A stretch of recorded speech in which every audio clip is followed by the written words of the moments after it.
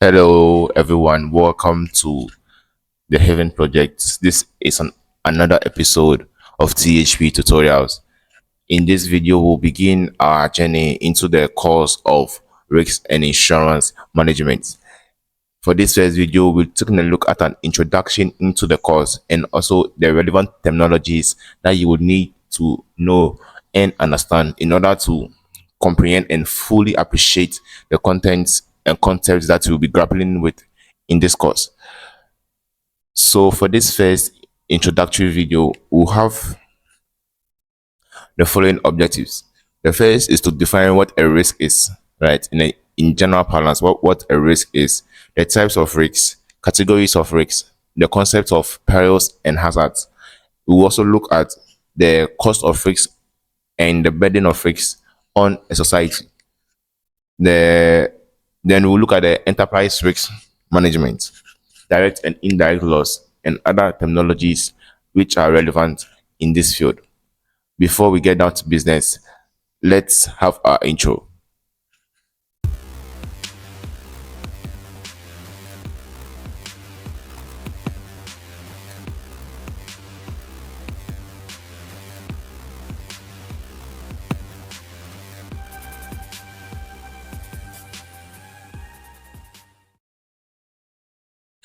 Welcome back from the intro. So, risks and insurance management, chapter 1. Let's go. For our first objective, risks, right? What is a risk? Right. So we have the slides here on one side. We will just be referring to them from time to time. But I have my own notes here that I'm using. So when we talk about a risk, normally a risk is the variation in possible outcomes of an event based on a chance. Risks may have a good or bad outcome. It may also end in uncertainty, right? So there you have it, what a risk is, right? So we are saying that a risk is the variation in possible outcomes of an event based on a chance or based on a probability. Variation. What do we mean by variation? A variation is referring to what changes, right? Or the differences that can come out of an event. And an event is not anything special. It's something that we do every day. Me shooting this video right now, that's an event. When I decided to shoot this video, there were various possible outcomes that I was exposed to. Down the line in the second chapter, we'll look at what's known as loss exposure. And you understand what I mean by I was exposed to that loss. For instance, my mic could have malfunctioned, right? The lights, there could have been blackout. All these things would have affected the outcomes, the outcome of the event, right? So because there are so many variables, there are different outcomes that can be the end result. So you are saying that a risk is simply referring to the variation in possible outcomes of an event based on a chance or based on probability. Right. Now the risk may have a good or bad outcome. It may also end in uncertainty. Right. So a risk is not necessarily a bad thing. It could be a good thing. It could bring a good thing in. It could bring a bad thing in. Sometimes so you don't know what's going to happen. Good. Now, what are the types of risk? Generally speaking, there are four types of risks. There's a compliance risk, the hazard risk, control risk, or what? Opportunity risk. Right. Now, in the course of this journey, in this course, we will be paying more attention to hazard or pure risk. Due to that, we are going to further elaborate on what hazard or pure risk is. Right. So when you talk about pure risk, it refers to a situation in which there are only the possibilities of loss or no change. Right. So pure risk, as the name suggests, pure risk. In that type of risk, the variations of the possible outcomes of an event based on the chance are only negative. There is no positive outcome that can come from it. Everything is negative. Right. Now, there are types of pure risk. So, types of risk, you have what? Here you have compliance, hazard, control, opportunity. Now, when you take the hazard or pure risk, for instance, it's further broken down into its own types. Now, these types are personal risk, property risk, then liability risk, right? So let's touch on each of these a bit. Now, the personal risk is you, the individual, all the bad things that can happen to you in your life. Now, property risk is a loss exposure that is faced by people who own property, right? And that's the probability that what so, your property may be lost or it may be damaged, right? Now you have what liability risk. So that's just saying that anything that you are legally liable for is a liability risk, right? Right now, if you crash somebody's car, legally you are liable for the damages if it's your fault. If you assault someone, you are legally liable for it. So that's what liability risk is: being legally responsible for something. Good,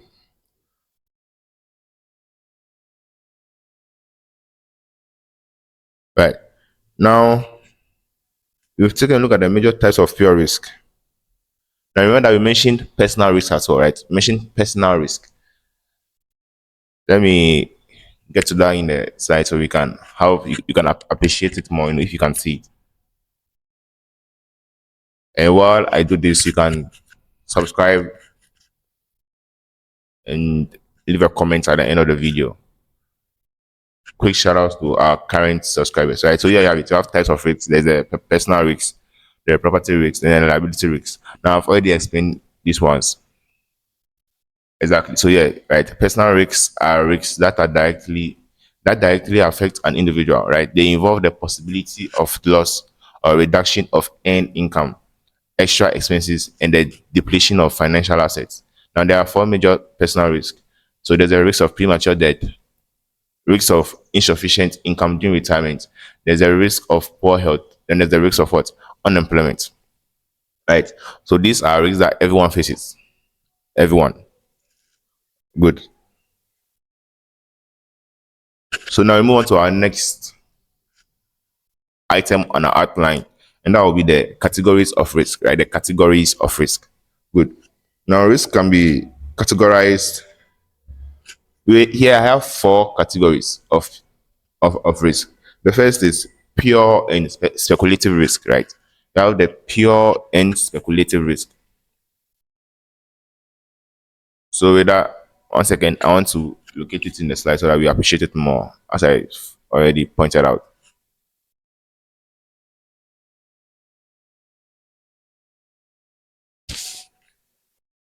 All right, so we have the pure and speculative risk, as I was saying.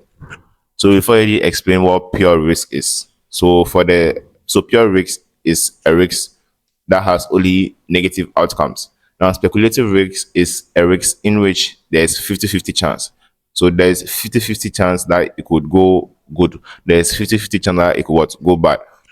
So that's it for the pure and speculative risk. The next category we look at is what? Fundamental and particular risk. Now fundamental risk is also known as systematic risk. And fundamental risk is a risk that affects the entire economy. Right. So right now we are in Ghana. If something happens or something can happen that will affect the entire economy, that will be classified as a fundamental risk. So with that one, you're looking at things like natural disasters and whatnot. Right. See, yeah, a fundamental risk, systematic risk, as I stated, is a risk that affects the entire economy, then the entire economy at large numbers of persons or groups when they within the economy, right? Now, more recently, so yeah, you have an example, right? It says here that more recently, COVID-19 affected the whole world. The risk of terrorist attack is rapidly emerging as a fundamental risk. Examples, one second. Examples, the terrorist attack in USA on 9/11, right? So these were all fundamental risk, right? Now, when a risk becomes actualized, it's either going to be a loss or a gain, right? So if a risk has positive outcomes, then you're going to end in a gain for you. But if you incur a risk which is pure or has a negative outcome, then that's classified as a loss. Good. But just to be clear, we know what the fundamental risk is now. So you must have guessed it. For the individual risk, right? The particular risk, I give it away, didn't I? The particular risk affects only individuals, right? It doesn't affect the entire everyone. It only affects individuals. So examples of that include what car thefts, bank robberies, and dwelling fires, right? Only individuals experiencing such losses are affected, not the entire economy or large groups of people. Good. Then there's the objective and subjective risk. All right.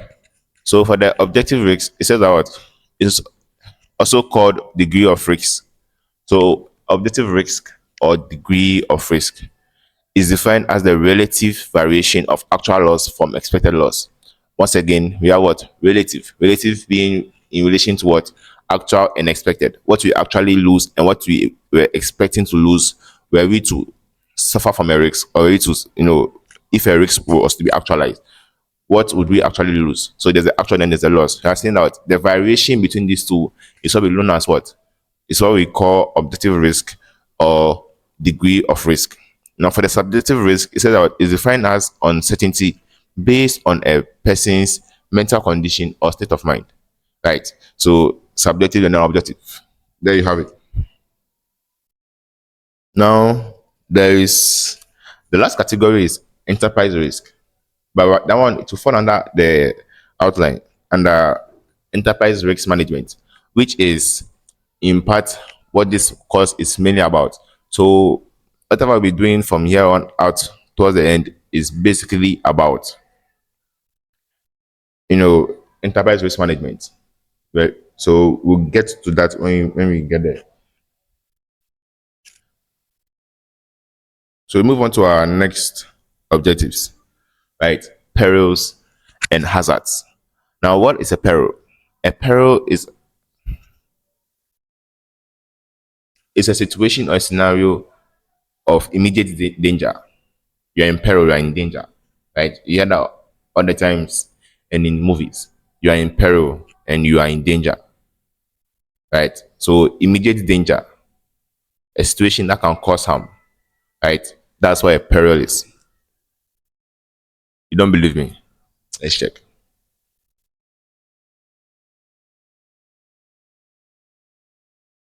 Once again, subscribe if you haven't. Subscribe, subscribe, subscribe.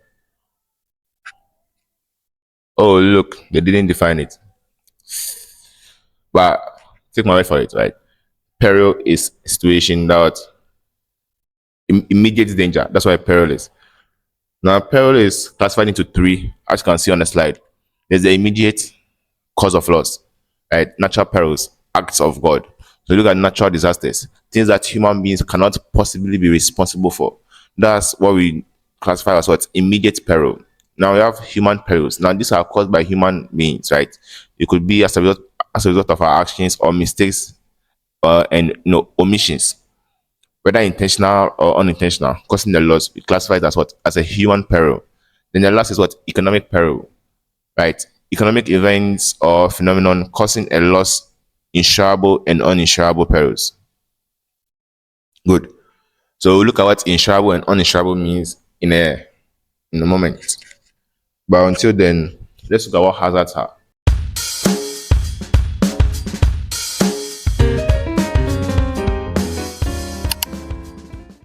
Good. Now it says there that hazard is a condition that may create or increase the chance of loss arising from a given peril.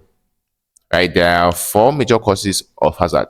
So saying that a hazard is a condition that may create or increase the chance of loss arising from a given peril. Right? So peril is what? Something that can cause harm.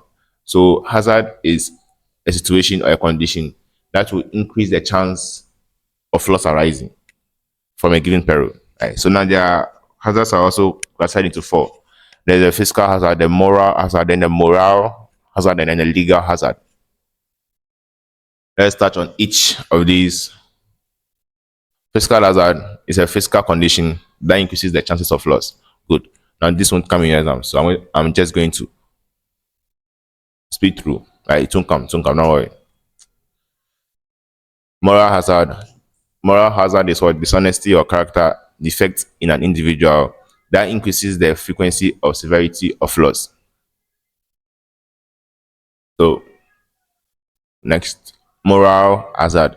Moral. Obe moral. You see, yeah. So challenge one moral here. You understand? Yeah. So that's what moral is talking about. Vim. Boys say Vim.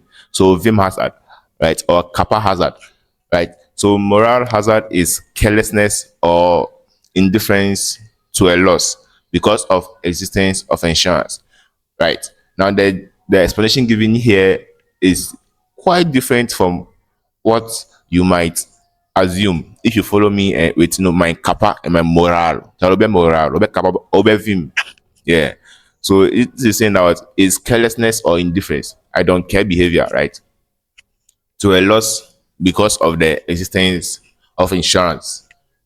It's insured. Who gives a damn? So hell with it, man. Yeah. Be careful. So the last is what legal hazard.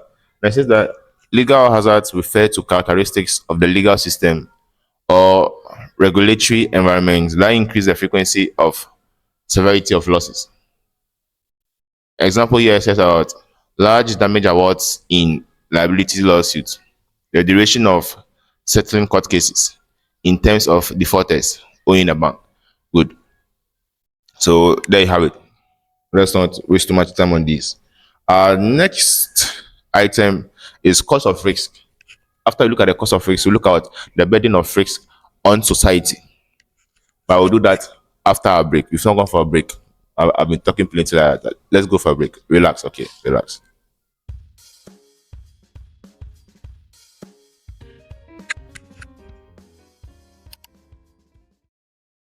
All right. So welcome back from that break.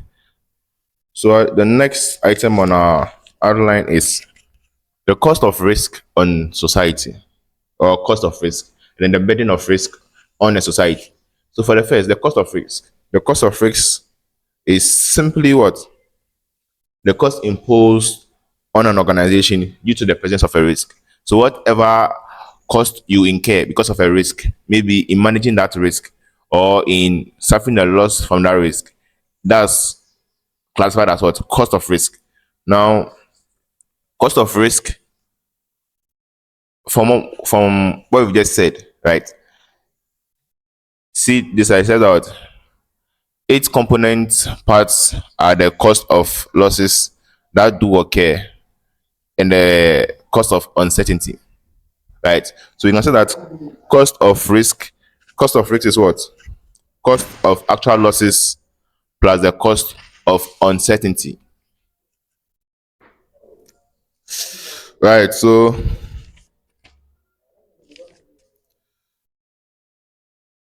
burden of risk on society,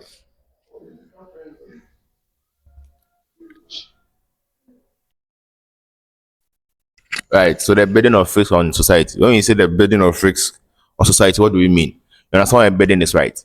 So what are some of the burdens imposed on society by risk? So yeah, I said that the presence of risk results in certain undesirable social and economic effects. Risk entails three major burdens on society. So there are three major burdens. The first is what?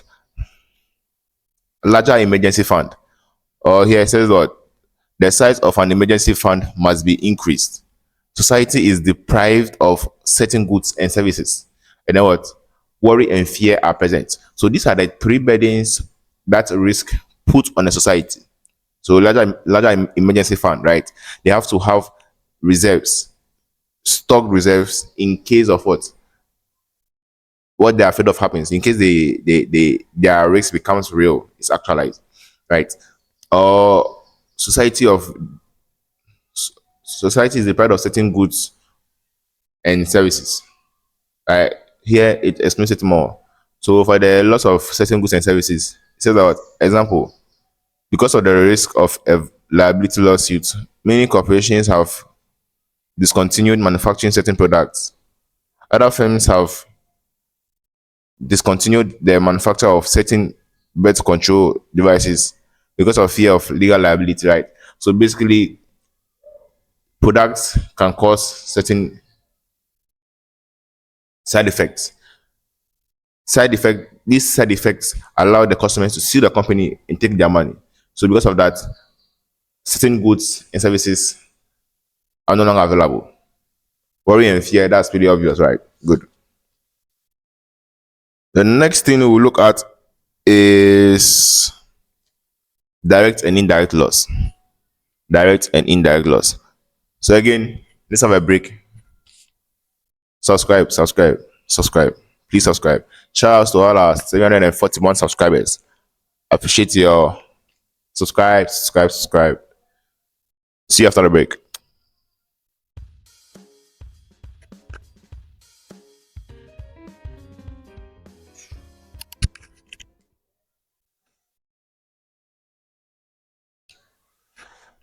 These breaks are very short. Right. So moving on, direct and indirect losses. What are they? So I'm going to distract you while I look for them. So how are you doing? So why is that some of you don't like leaving a comment on the video? I'm talking to you. I'm talking to you. Why are you doing this to us? Please leave a comment. If I'm doing something bad, let me know. If I'm doing something good, let me know. Right? That's how we grow. Or I talk plenty. Don't mind me, okay? Don't mind me. I arranged my notes different from the slides to make it simpler. That's why I'm going up and down like that. Yeah, so please subscribe, leave a comment. Maybe you want to insult me, feel free. Feel free. Um, yeah, it's in love. Okay.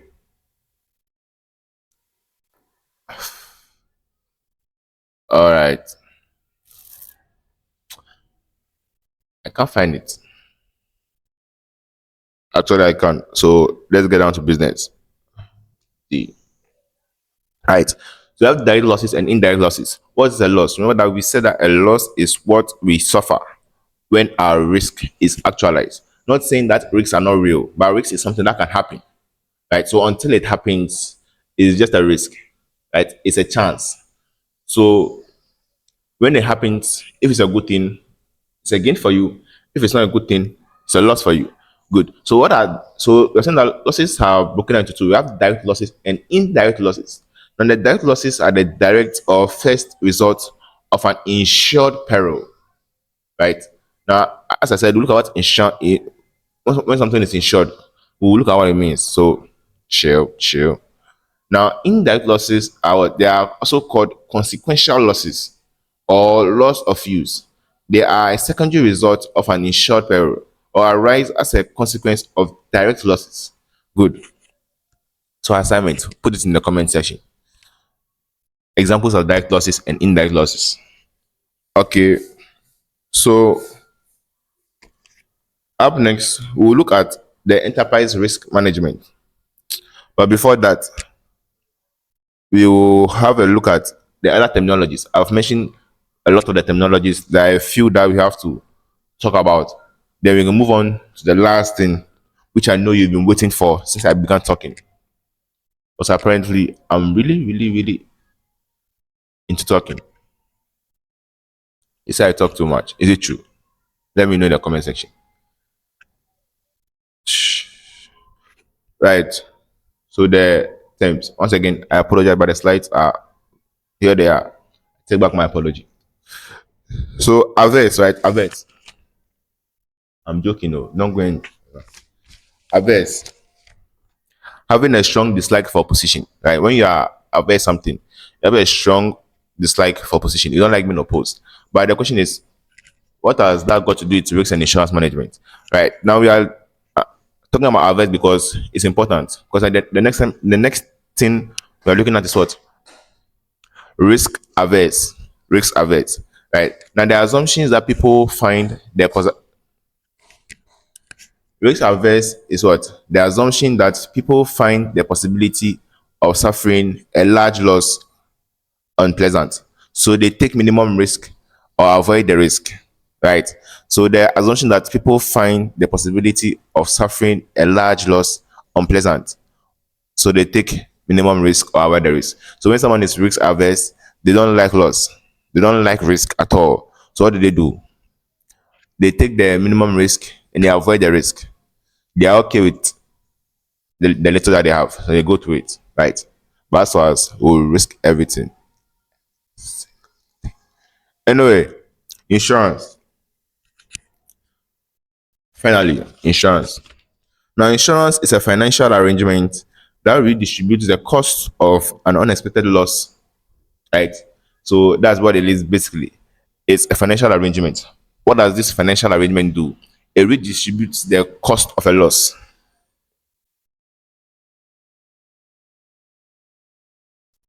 right?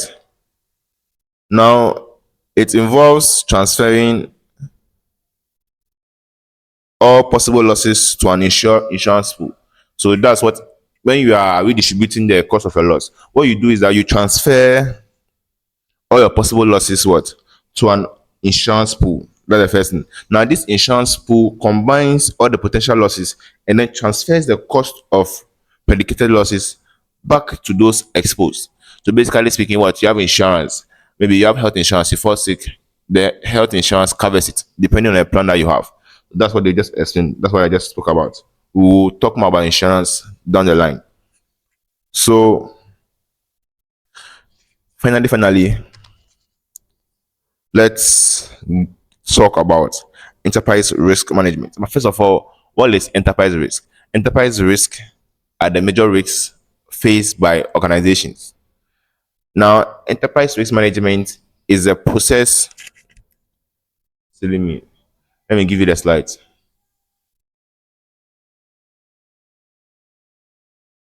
Aha. So, enterprise risk management is a process or discipline by which an organization assesses, controls, exploits, finances, and monitors risk from all sources for the purpose of minimizing the effects of risks on organization's value. So, let's break this down. The first thing I'm getting from this is what? Enterprise risk management, the process or discipline by which an organization minimizes the effects of the risk on the value of the organization. Good. That's the first thing that we get from this. The question becomes, how do they do that? How do they minimize, the effects of the risk? Right? They do that by what? Assessing, controlling, exploiting, financing, and monitoring the risk from all sources. Simple. Good. The next thing, now the strategic risk. Don't mind it. Don't come here, Adams. Right. So enterprise risks. You have what? So examples of enterprise risk. There's the strategic or franchise risk, legal or compliance risk.